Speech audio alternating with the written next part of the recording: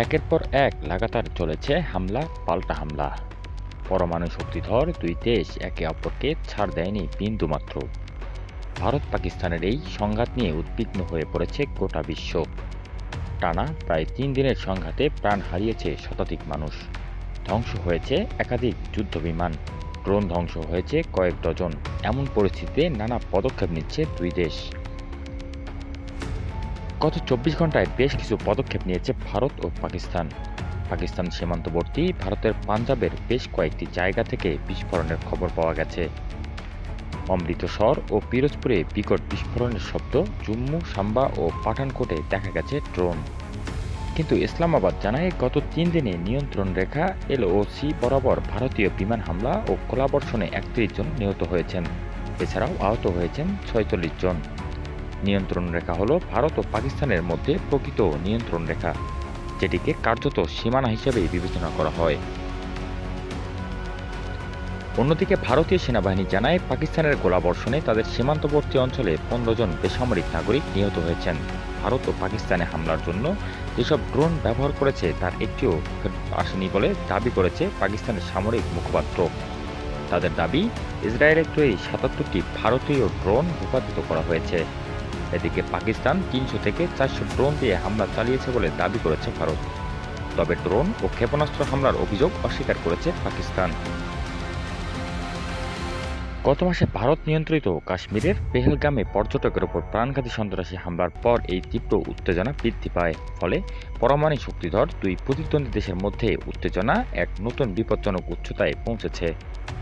ভারতের দাবি, এই হামলার সঙ্গে পরিকল্পিতভাবে পাকিস্তানি সন্ত্রাসী বাহিনী জড়িত রয়েছেন।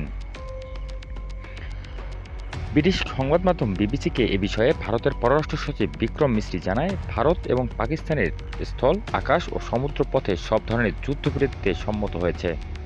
ভারতীয় সময় বিকেল ৫টা থেকে এই যুদ্ধবিরতি কার্যকর হবে। এর আগে ট্রাম্প তার পোস্টে লেখেন, আমি আনন্দের সাথে ঘোষণা করছি যে মার্কিন যুক্তরাষ্ট্রের মধ্যস্থতায় দীর্ঘ রাতব্যাপী আলোচনার পর ভারত ও পাকিস্তান একটি পূর্ণ ও তাৎক্ষণিক যুদ্ধবিরতিতে সম্মত হয়েছে। সাধারণ জ্ঞান এবং দুর্দান্ত বুদ্ধিমত্তা ব্যবহারের জন্য উভয় দেশকে অভিনন্দনও জানান ট্রাম্প। যুদ্ধবিরতি ভেঙে ফের পাকিস্তানের ১১টি স্থানে হামলা চালিয়েছে বলে দাবি করেছে ভারতীয় গণমাধ্যম।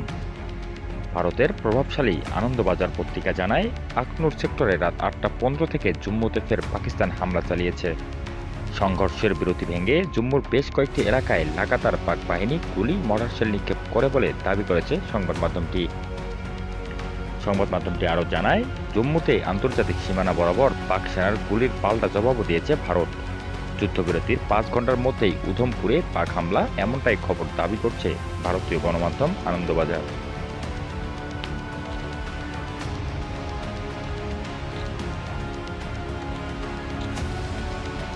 তবে ভারতীয় এমন গণমাধ্যমে প্রচারিত সংবাদের ভিন্ন ভিন্ন মতাদর্শন দেখা দিয়েছে। ভারতীয় কিছু গণমাধ্যম বলছে, পাকিস্তানকে লাগাতার হামলার জবাব দিচ্ছে ভারত। যুদ্ধবিরতি ভেঙে আবারও সংঘাতে জড়িয়েছে দুই দেশ, এমনটাই দাবি করে ভারতীয় গণমাধ্যম প্রচারণা চালাচ্ছে। তবে পাকিস্তানের পক্ষ থেকে এখনও সেটি নিশ্চিত করা হয়নি। তবে যুদ্ধবিরতির এমন মনোভাবকেই স্বাগত জানিয়েছেন বিভিন্ন দেশ। বাংলাদেশ, নেপাল, ভুটান সহ বিভিন্ন আন্তর্জাতিক মহলে প্রশংসার দাবি রাখছেন এই যুদ্ধবিরতি চুক্তিটি।